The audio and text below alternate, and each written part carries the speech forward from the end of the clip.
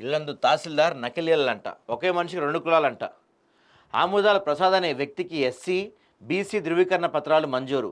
SC, ST atrocity case నిందితుడికి BC కుల ధృవీకరణ మంజూరు. పైరవేలకు అడ్డాగా రెవెన్యూ కార్యాలయం మారిందంటానికి ఇదే నిదర్శనమా? ఎక్కడిది? ఇల్లందు.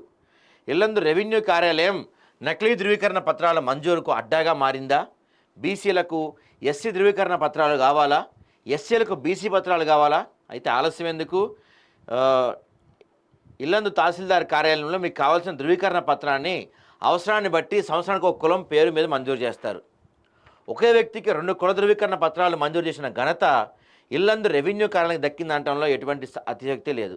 వాస్తవానికి కులానికి సంబంధించి కుల ధృవీకరణ పత్రాల కోసం దరఖాస్తు చేసుకున్న వారికి వాళ్ళ కుల ధృవీకరణ పత్రానికి మంజూరు చేయడానికి నానా తెప్పలు పెడుతుంటారు.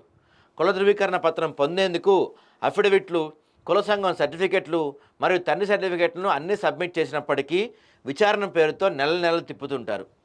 కానీ రెవెన్యూ కార్యాలయ అధికారులు మాత్రం పైరవీదారులకు అనుసరణలోనే పనులు చేస్తున్నటంలో ఎటువంటి అతిశక్తి లేదు. కుల ధృవీకరణ పత్రాలు మంజూరు విషయంలో పైరవీదారుల దందా 3 పువ్వులు 6 కాయలుగా విరజల్లుతూనే వస్తుంది. పైకి మేకపోతు గాంభీర్యం ప్రదర్శించే రెవెన్యూ అధికారి పాలకుల చెప్పు చేతుల్లో పనిచేస్తున్నాడనడానికి విమర్శలు కూడా లేకపోలేవు.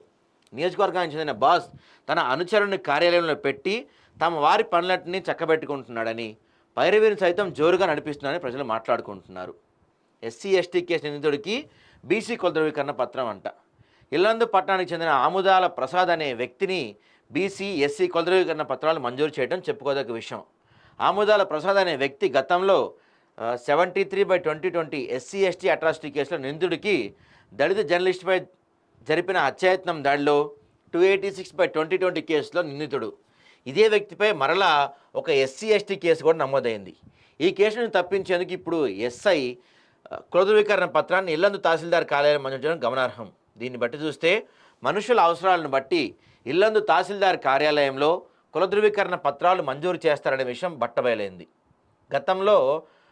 గతంలో ఉన్న ఆర్ఐ కుల ధృవీకరణ పత్రం మంజూరు చేసేందుకై పూర్తిస్థాయి విచారించి ఆముదాల ప్రసాద్ అనే వ్యక్తికి బీసీ కుల ధృవీకరణ పత్రాలు మంజూరు చేశారు. కానీ ఇప్పుడు అదే వ్యక్తికి ఎటువంటి విచారణ చేయకుండానే బీసీ అని తెలిసినప్పటికీ కూడా ఎస్సీ సర్టిఫికేట్ ఇచ్చారంట.